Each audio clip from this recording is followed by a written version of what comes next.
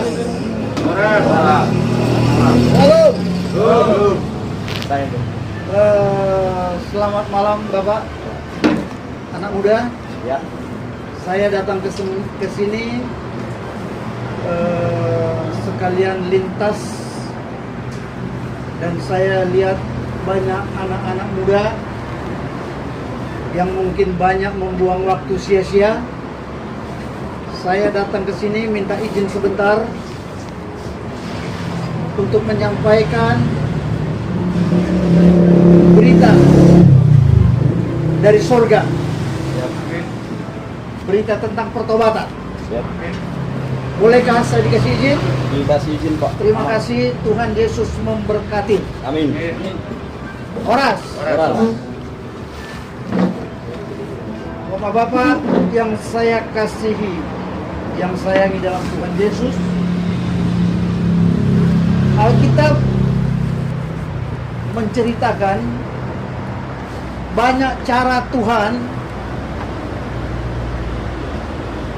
untuk menyampaikan sesuatu pesan kepada umat manusia dengan berbagai cara.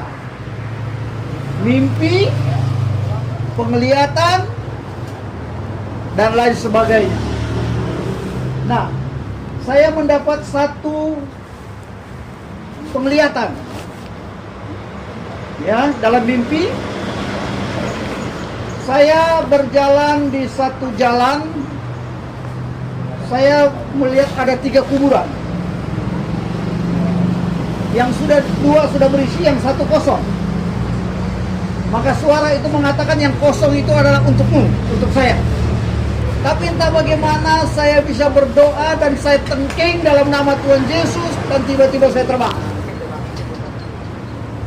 1 minggu lagi saya mimpi dibawa ke satu lembah, di situ ada lubang, itu untukmu katanya kali yang kedua. Kali yang ketiga, saya sudah dibawa pakai mobil polisi untuk dieksekusi. Begitu saya melihat tim eksekusinya, saya langsung bisa melihat wajah-wajah mereka ini adalah wajah-wajah orang Batak. Saya bisa tandai mereka dalam mimpi dan saya katakan, ketika saya mau dieksekusi mati, langsung saya katakan, "Ai pantas doa dijatuhi hukuman mati niku." Kemudian polisi itu melihat saya dan berkata, malah songo diusut pun maju ke komandan katanya. Akhirnya dia pergi, tidak jadi saya dieksekusi. Itu pertanda bahwa Tuhan sudah memberikan kepada saya lampu kuning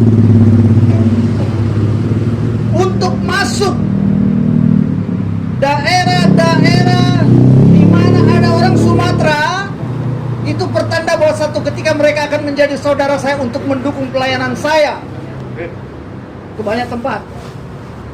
Nah, ketika tahun 77 saya ketika Palu diketok mau ancaman hukuman mati, saya belum mengenal Tuhan Yesus. Saya nggak kenal Tuhan. Tetapi itulah dari ancaman hukuman mati, hakim saya OP Simanjuntak. Akhirnya lewat 30 kali sidang, akhirnya saya divonis 6 tahun. Dalam penjara saya bertemu dengan Japikir Sinaga, orang dari Tanah Jawa yang sangat terkenal. Robert Silitonga yang membunuh kepala Tirtana di Sumatera Utara dengan rombongannya. Nadea Punggali Preman Sabu, jagoannya, semua saya jumpa di dalam. Saya bergaul dari tahanan biasa sampai tahanan politik. Tujuan saya hidup keluar dari penjara untuk menjadi orang lebih jahat lagi. Itu saya rencanakan. Tetapi satu hari saya jatuh sakit dalam penjara dan penyakit ini sudah 8 tahun akibat daripada ilmu-ilmu saya yang saya terima dari pengguru dhamma, zaman Tarigan, Marga Purba di Batangkuis, Simpang Limun, Padang Bulan, Binjai, Pelawan, banyak sekali dukun-dukun saya. Jadi ketika saya berumur 17 tahun, saya tidak pernah takut kepada siapapun. Makanya di Sungai Ular itulah peristiwa saya tahun 77. Dia hajar saya pakai pisau kuning yang sudah racun, ada racunnya, saya hajar dia pakai kelewang. Dan akhirnya putus. Tapi dalam penjara ketika saya mau mati, tidak ada orang yang bisa menolong saya. Tuhan Yesus yang datang tolong saya. Maka sekarang saya hanya berutang kepada Tuhan Yesus. Hidupku adalah untuk Tuhan dan matiku adalah untuk Tuhan. Jadi selagi masih ada kesempatan bagi saya harus pergi memberitakan Injil ini supaya banyak orang bertobat. Karena saya bilang kepada Tuhan, ketika Tuhan pulihkan, ketika Tuhan sembuhkan, saya katakan, kalau ada satu orang mati di tangan saya akan bawa ribuan jiwa. Itu janji saya kepada Tuhan. Tahun 1982 saya dibebaskan. Ketika saya melangkah keluar, saya berjanji tidak akan kembali ke penjara 2 kali dalam kasus kejahatan, tapi saya pasti kembali ke penjara untuk membawa Injil Tuhan. Dari tahun 1982 saya melayani sampai hari ini. Sudah 11 negara saya jalan, dari kota, pelosok, desa sampai penjara-penjara. Mungkin semua kampung-kampung bapak-bapak ini sudah saya kunjungi. Oleh karena itu, saya menyampaikan satu pesan. Jangan buang waktumu banyak sia-sia, tapi carilah Tuhan selama ia ditemui. Berserulah kepada Tuhan selama dia dekat. Jangan mati sia-sia. Tetapi sebelum kunjungan kita ini hanya singkat di muka bumi ini. Karena itu mari sama-sama dalam kesempatan yang sedikit ini, saya mengajak bapak-bapak ini untuk bergabung dengan saya untuk mencari jiwa-jiwa. Dan akhir daripada firman Tuhan yang singkat ini, saya minta bapak-bapak ini untuk kita nyanyikan satu pujian bersama-sama. Terima kasih, Tuhan Yesus memberkati. Kita angkat satu pujian. Pujian.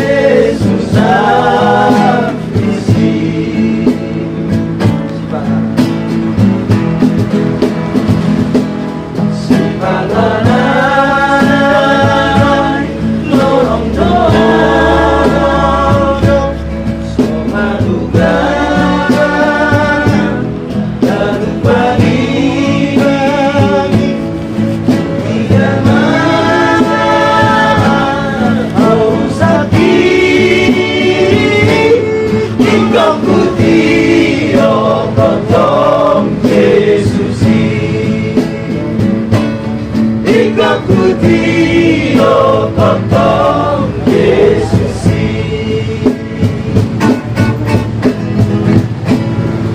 Mari kita berdoa. Bapa, terima kasih. Tuhan Yesus, terima kasih. Roh Kudus, terima kasih. Bapa yang ada di surga, Bapa yang ada di bumi, Bapa yang ada di segala tempat, bahkan Bapa yang ada dalam kehidupan kami.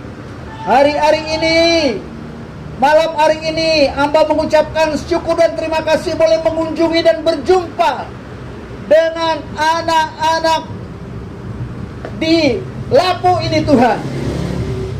Hamba berdoa agar mereka tidak membuang banyak waktu sia-sia. Jangan hidup kami lebih banyak diprogram oleh roh-roh dunia, tapi kami mau bertobat. Kami mau cari Tuhan agar hidup kami di masa yang akan datang sungguh-sungguh kami akan memuji dan memuliakan nama Tuhan. Karena hidup ini hanya singkat Tuhan. Anak-anakmu yang sedang makan, minum, Tuhan Engkau jamah mereka. Satu ketika mereka semua akan Tuhan pakai secara luar biasa. Terima kasih untuk yang Bapak yang punya warung ini, memberi kesempatan bagi hamba untuk menyampaikan firman Tuhan. Kami yakin dan percaya firman Tuhan itu tidak jatuh sia-sia. Tapi firman Tuhan akan mengubah kehidupan kami. Karena firman-Mu berkata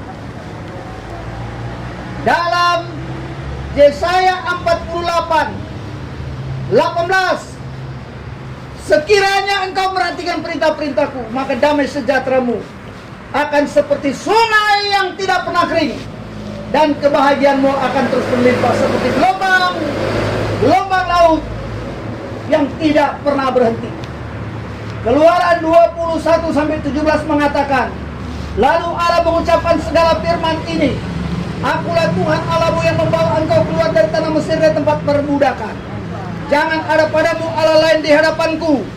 Jangan membuat bagimu patung yang menyerupai apapun yang ada di langit di atas atau yang ada di bumi di bawah atau yang tergambar di bawah bumi. Jangan sujud menyembah kepadanya atau beribadah kepadanya, sebab aku Tuhan Allahmu adalah Allah yang cemburu, yang membalaskan kesalahan bapa kepada anak-anaknya, kepada keturunan ketiga dan keempat dari orang-orang yang membenci aku. Tetapi aku menunjukkan kasih setia kepada beribu-ribu orang, yaitu mereka yang mengasihi aku dan berpegang pada perintah-perintahku. Jangan menyebut nama Tuhan Allahmu dengan sembarangan, sebab Tuhan akan memandang bersalah orang yang menyebut namanya dengan sembarangan. Ingat dan kuduskanlah hari Sabat. 6 hari lamanya engkau akan bekerja melakukan segala pekerjaanmu, tapi hari ketujuh adalah Sabat Tuhan Allahmu, maka jangan melakukan satu pekerjaan. Engkau atau anakmu laki-laki atau anakmu perempuan atau hambamu laki-laki atau hambamu perempuan atau hewanmu atau orang asing yang ada di tempat kediamanmu. Sebab 6 hari lamanya Tuhan menjadikan langit dan bumi, laut dan segala isinya, dan dia berhenti pada hari ketujuh. Itulah sebabnya Tuhan memberkati hari Sabat dan menguduskannya. Hormatilah ayahmu dan ibumu supaya lanjut umurmu di tanah yang diberikan Tuhan Allahmu kepadamu. Jangan membunuh, jangan berzina, jangan mencuri, jangan mengucapkan saksi dusta tentang sesamamu, jangan menginginkan rumah sesamamu, jangan menginginkan istrinya, atau hambanya laki-laki atau yang perempuan, atau lembunya, atau keledainya, atau apapun yang dipunyai sesamamu. Tuhan menginginkan agar hukum-hukumnya dicanangkan dalam hati kita dan ditulis dalam pikiran kita. Kiranya tangan Tuhan terulur dari tempat yang tinggi untuk menjamah, agar firman Tuhan lewat doa yang sudah bertaburkan jatuh di tanah yang subur, tumbuh, menghasilkan buah berlipat-lipat kali ganda.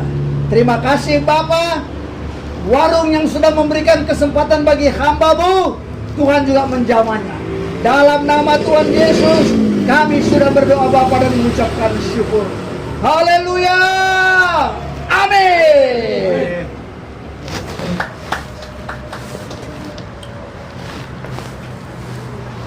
Amin.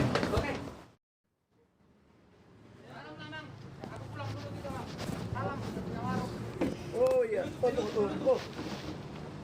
Mau lihat terima kasih ya Mang. Sama-sama, Mang. Sampai kita jumpa lagi.